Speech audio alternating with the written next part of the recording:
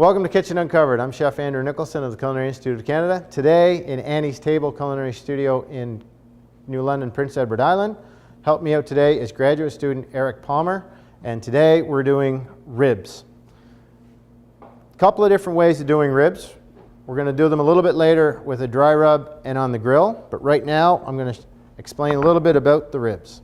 So today we're using baby back pork ribs, and you'll see in the grocery stores a lot of side ribs, baby back pork ribs, spare ribs, that kind of thing. So to give you a bit of an idea as to where they come from, if you look at the side of pork, and on the back side where the loin is, you have the top part is the baby backs. Then on the side and underneath, you have the side ribs, and then the spare ribs are underneath. So the baby backs are actually the very top, right next to the loin that come off with the loin itself. The beef ribs that we're going to do are beef short ribs, and the short ribs are the middle section of the ribs. So you have the prime rib, which has got the big prime rib roast with the rack of ribs next to it. Then the short ribs are cut off of that. It's the middle section, and then again underneath by the sternum you have the spare ribs. So we're doing the beef short ribs and we're doing the pork baby back ribs. We're going to do them a couple of different styles. To get things started, we're going to do the pork ribs in a hoisin sauce, and we're going to braise the beef ribs in a little bit of beef stock and mirepoix. And the reason we do the braising is because we want to give long, slow cooking and add some moisture and extra flavor depth to the ribs themselves. The same idea when you do them on the barbecue, but we'll get to that a little bit later. So to get the ribs ready to go, the first thing we need is a hot pan. So I'm just going to get the stove fired up here and get our pan warmed up. And you need a hot pan in order to start, because hot pan gets you better color, more even caramelization on the ribs themselves. And then when you braise them, because you're adding liquid and it's a moist heat method, that's the only chance you're going to get any color under the ribs. So you want a nice hot pan where you can get some real color going. So we're going to use cast iron for the beef ribs. And to do these, we're just going to do these real simple with a little bit of salt and pepper, fairly well seasoned on all sides. And these got the rib bones attached. You can get your butcher to slice them with the meat saw if you want them a little smaller for yourself. But we're going to use the whole ribs, and then we'll portion them off a little bit later. Okay, so we got a really hot pan. I'm going to add a little bit of oil to the pan, and you notice how quickly that got smoking hot, and that's what you want. If you want the pan nice and hot, then you can add the oil, and don't worry about anything, and you should hear a nice sizzle when you get it on there. And you want to leave that alone, and you want to get nice caramelization on there. And to add a little bit more flavor to the stock or the braising liquid, we're going to add a little bit of mirepoix once it gets started. Just a little bit of celery and onions. Sometimes you can add garlic and carrots if you want to, but it's just to get a little bit of extra vegetable flavor in there. And salt and pepper, and then we're going to add a little bit of white wine and some beef stock, and that's the braising liquid. And that's going to braise in the oven at 300 degrees, nice and low, nice and slow, covered for about 3.5 to 4 hours until they're literally falling off the bone is what you want to do. Okay? Now, for the pork, what we're going to do is we're going to make a little bit of hoisin sauce. Now, hoisin sauce is one of those extra marinades that you find in the aisles at the grocery store that nobody really knows what to do with. It's got a really tart flavor. It's really good base in a lot of barbecue sauces. I'm going to use a little crushed pineapple, some sesame, rice vinegar, and brown sugar, and we're going to make a little bit of a glaze for this. Okay, so I have my hoisin sauce in the bowl. I'm just going to add about an equal amount, and you can see how accurately this is measured, of crushed pineapple or pineapple juice. Okay, and just mix that in. And then we're going to add some brown sugar, sesame oil,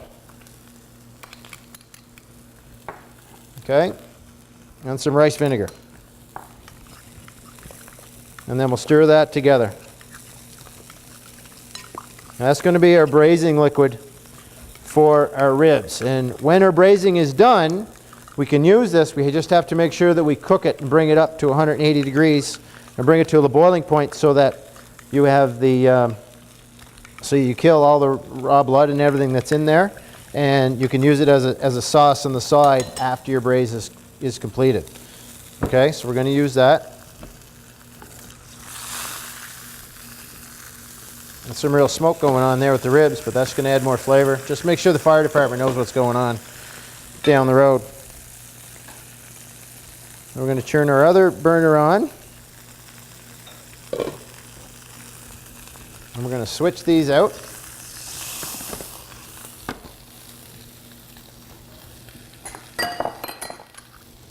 And the same thing with the baby backs. Okay, we're going to add some salt and pepper.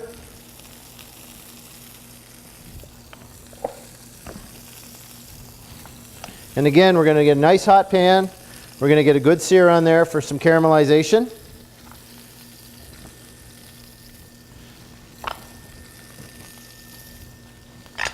Okay, lots of salt and pepper.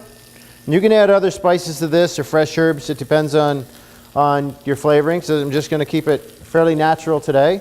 And our hoisin sauce is going to add a lot of the extra liquid. So once we get our pan nice and hot, again, heat up the pan, add the oil. Make sure you got some windows open.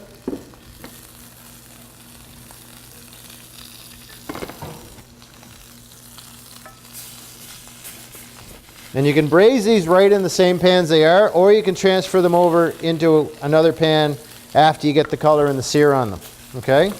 So the pan's a little bit small for the pork, so I'm just going to sear that off, and then we'll actually put it back into the same pan it came out of. We'll pour a hoisin sauce on it, and then we'll put it in the oven to get rolling.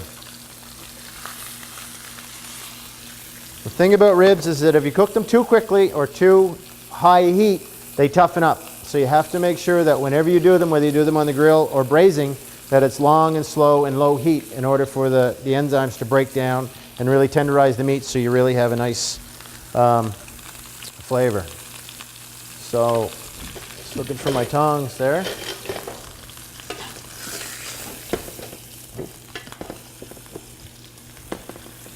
I'll shut that one off. So nice caramelization. Okay, you want to get that as even as possible.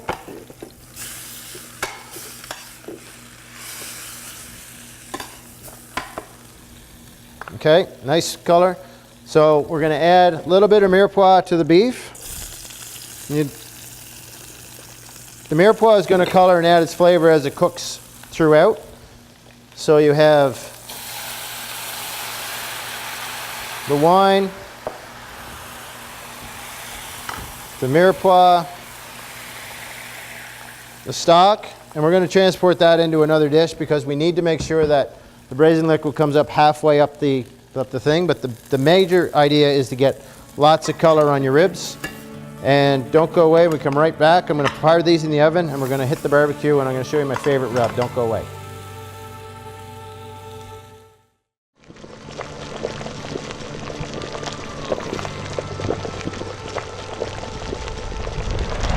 Welcome back to Kitchen Uncovered. I'm Chef Andrew Nicholson at Annie's Table Culinary Studio in New London, Prince Edward Island. Today we're doing ribs. So first we did the baby back ribs with the hoisin sauce. They're browned off, got the hoisin sauce on them, and they're braising in the oven. We also did the beef short ribs in a mirepoix and beef stock. They're braising in the oven. So right now I'm going to talk about spice rubs. Now the spice rub that I most often use, and I make this in big batches because I use it for a lot of different dishes, is chili powder. So I have some chili powder, I have some garlic salt, I have some onion salt. Okay, it's about, the main part is the chili powder, but I have some cumin, and I have coriander. Okay, and we're just going to take the whisk and we're just going to whisk that together so it's nice and blended.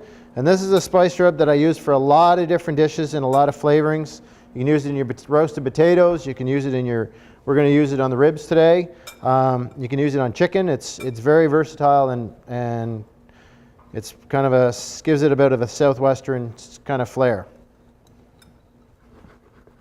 Also really good on brisket. So just make sure that's well blended. If you do this in a big batch, you can just put it in a container in your cupboard and it's there whenever you want it. Just make sure that you take out little bits at a time so that you don't cross-contaminate and you don't want to have extra parcels of meat in the fridge or cupboard. So basically what we're going to do right now is we have the grill fired up. We're going to put the rub on the ribs, okay? And you're going to put a fairly good generous amount of this, and you want to make sure that it gets all over. If the ribs are a little bit at room temperature, warmed up a little bit, they will absorb it, but you want to make sure that you do this ahead of time so that the flavors of your spice blend gets a chance to marinate into the meat itself. And you want to make sure that it's fairly evenly distributed as well as rubbed in. You almost caught me down that, didn't you? Almost got me in the, so I do it on all sides. Make sure that the sides are covered as well. And it's just a good seasoning just to kind of have kicking around the kitchen just for in case company's coming or whatever's going on. Make sure it's got a really good blend. Okay, and this is going to be the seasoning, and you want to make sure that this sits overnight in the refrigerator and just gives it a really good chance for the spices to soak into the meat.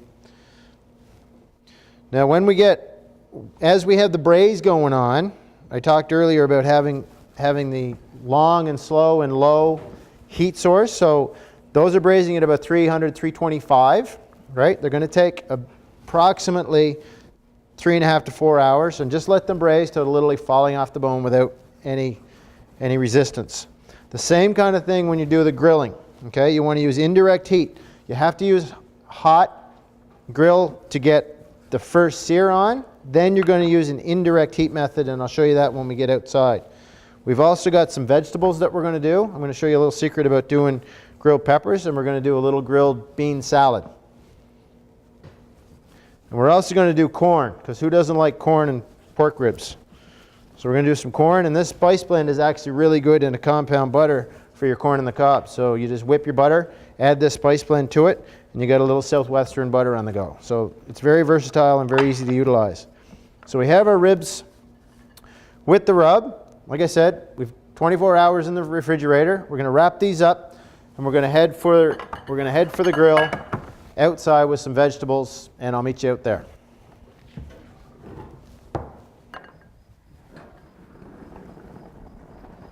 Okay, so now we're outside. We've got our barbecue fired up nice and hot. Everything's on high. It's very important that it has a really good chance to get hot, so you get the grills nice and hot. What you want to hear is a really good sizzle when the meat hits the grill, because the proteins, if it's too cold, the proteins will actually form around it and they won't get that good sear, plus they'll stick. So you need to make sure that it's nice and hot, and you also want it hot so that you get that really nice browning on the rub and the beef. So these ribs have been marinated overnight. So we're just going to put them on the griddle. And we're going to get some really nice caramelization on there. So now when you do this, you're going to want to get really high heat to get them started. Nice caramelization on the outside. Then you're going to turn the side that the ribs are on off and put the lid down. And you're going to adjust the other side to hold a heat of 325 degrees inside the barbecue. Okay, so it's going to be a bit of a control thing. The beef ribs, because they're a lot bigger, will probably take 3 to 4 hours. The pork ribs will probably take 2 to 3 hours. Okay, so you want to, if you're doing both, you want to make sure that they're going at the same time. Right now our temperature is at about 600 degrees, give or take. And while we're getting those going and those are starting to caramelize, we're going to get our vegetables ready. Okay, so we're going to do, like I said, grilled veg. So we brought out our mixing bowl. We have some salt and pepper here in the back. We've got green beans, which are really good this time of year, as well as some bell peppers. Now you can do an assortment of bell peppers. If you're doing bell peppers, it's much easier to grill them whole because you want to basically blister the skin so you can peel them. So we're going to add a little bit of olive oil to our bowl. Okay. And we're also going to add a little bit of salt and pepper. And we're just going to toss them around so they get a fairly good even coating of oil on them. Okay? Then we're going to take those and we're just going to set them on the side of the grill that we don't have our ribs going. And we're going to get them start to blister. Okay? Well, those are going.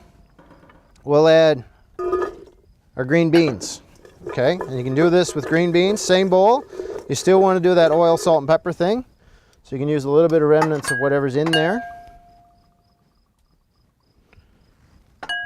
All right, and this is just to add a little bit of flavor so they don't stick to the grill. And we're just gonna cook these to mark them up. We're gonna do a nice little bean salad with this. Okay, so these are just gonna get placed crossways on the grill. Try not to let them all fall through the side. And this can be done while you're starting so that your salad's done ahead of time so that it's ready whenever your ribs are. And the beans are a little trickier than the peppers, but we just want them to cook with the grill and the dry roast. If you've got beans left over from the night before that you boiled, it's way easier to do this because you just need to really grill them to get them double grilled as you heat them up. Okay, so the other thing we have on the go is we're making use of our barbecue is we've got some corn on the cob. Okay? Now the corn on the cob, there's a couple of different ways of doing this. If you're doing corn raw, make sure that you give it a really good soaking overnight in a brine or salted water or whatever, and it allows the husks to absorb a lot of extra water so that when your corn is cooking with the ribs, that they absorb that flavor and they actually steam inside the kernels so they're nice and hot. These have been soaking for overnight in the refrigerator, and we're just going to put these on the grill, kind of scattered wherever, and the moisture that's hidden inside the husk is going to steam the corn as well as it's going to help with the flavor from the ribs is going to add to the corn as well. So all that kind of goes in the grill, and then once we get the nice caramelization on the ribs, then we'll start taking the vegetables and stuff off and going from there. Okay? So you see you got really nice grill marks on there, right? So it's time to turn over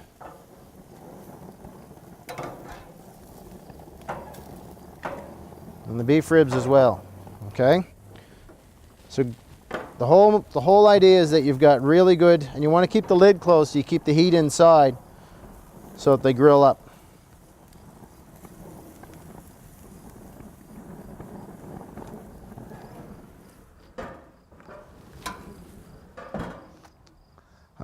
Make sure that everything's hot. Use the high heat for as long as possible, and then, like I said, once you get everything colored, you want to use indirect heat. So you're going to shut off the left side of the barbecue, put all the meat on that side, and then you're going to finish cooking your vegetables over the direct heat over here. Just watch out for a few flare-ups and things that go on. So don't go away. We come right back. We're going to take our grilled peppers and beans into the kitchen, and we're going to make a quick salad, and we're going to serve up some beef ribs. Don't go away.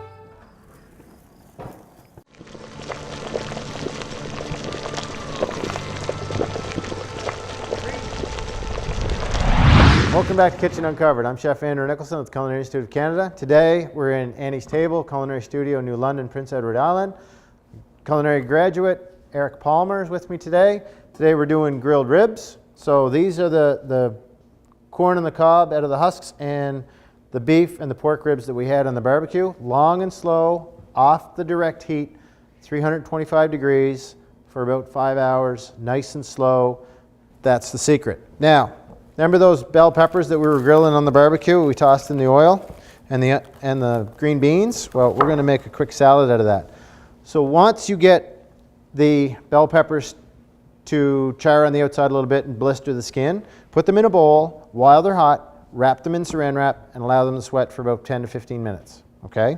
What that does is that allows the skin to loosen up so that it makes it a lot easier for you to peel them. Okay? So take a pair of rubber gloves. It's just a little bit easier, and you get that nice charred taste on the peppers, but you also get to pull off all that skin, and then you're just left with the nice flavorful meat of the bell pepper. Okay, we'll take out the seeds, open them up. If you don't get all the skin off, it's not a big deal, but it's nice to get most of it off. And what you're really looking for is really just the flavor in the bell pepper itself. So we're going to make a quick little salad with the grilled pepper, the grilled beans, as well as some feta and some balsamic vinegar. Okay, so we're going to try to get, if you do this under a slight running water tap into a colander, it's a little bit easier too, because the running water removes all the skins and seeds right off, and the colander collects everything so it doesn't go down the drain. So that's just a little tip for doing it at home. We're just making it for a couple of people, so we really only need one pepper. So I'm just going to set that aside. Get rid of the glove. Okay, you take the back of your knife and you get rid of some of the excess seeds. You don't want the seeds in your meal, but when you're rubbing it on the board, make sure you always use the back of your knife so you don't ruin the edge. Okay, and then we're just going to julienne these up a little bit. We left the beans whole and long, and we're just going to throw those right in like that. Okay.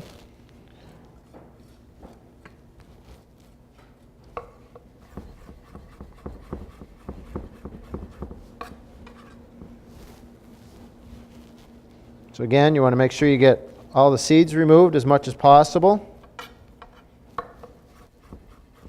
Slice them up thin so that they blend in and match up with the beans.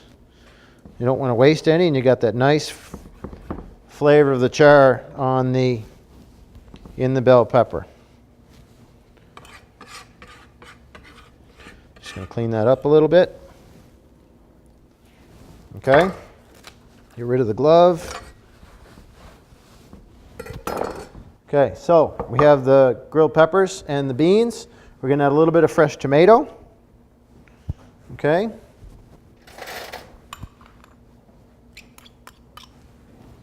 We're going to add some sliced or shaved fennel, which will give it a nice black licorice anise flavor, which will blend in nicely. And you can grill that too if you want on the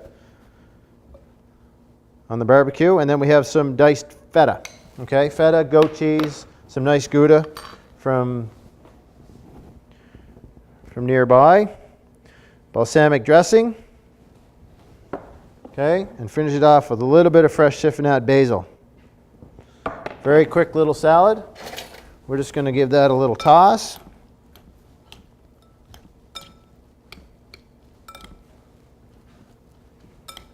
Okay, and let that marinate. Quick and easy, a little bit of salt and pepper. Okay.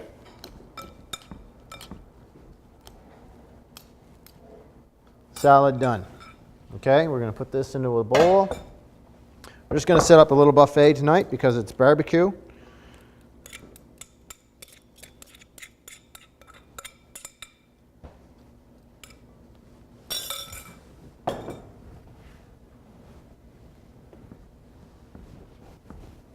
Okay, so we have our bean salad.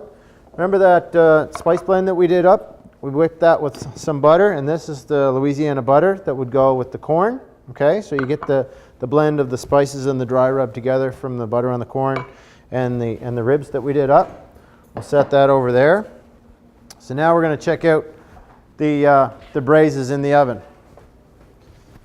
So we're going to go with our beef braise first.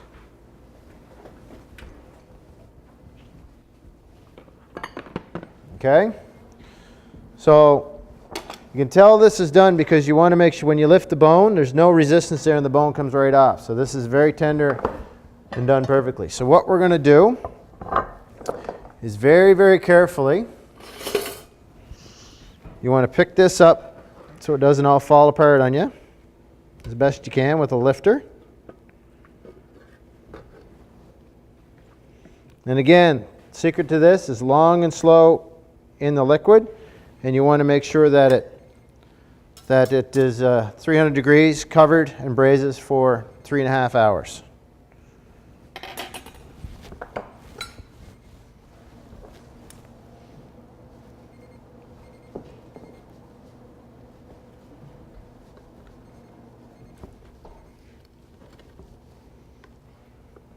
Okay? And then we'll take a spoon and we'll just ladle up some of the sauce, some of the braising liquid on there to moisten it up. And you can use this liquid also if you want or have some. You can freeze this in little muffin tins in your freezer, and you can have it for the next time you need a quick and easy beef gravy. All right, set that aside. There's our braised ribs. We'll get our pork ribs. Pork ribs we did with the hoisin sauce. Okay, same idea. Braised in the liquid, falling off the bone.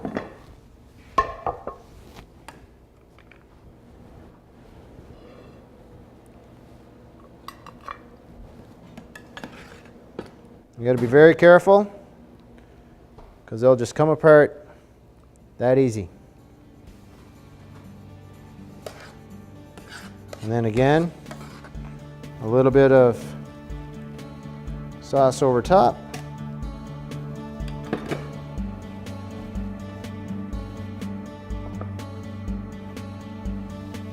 Okay, so we have our hoisin baby back pork ribs. We have our braised short beef ribs, our grilled, dry rubbed pork and beef ribs, corn, and bean salad. Thanks for joining us in Kitchen Uncovered. I'm Chef Andrew Nicholson at Annie's Table Culinary Studio in New London, PEI. Check out our webpage, kitchenuncovered.com. See you next time.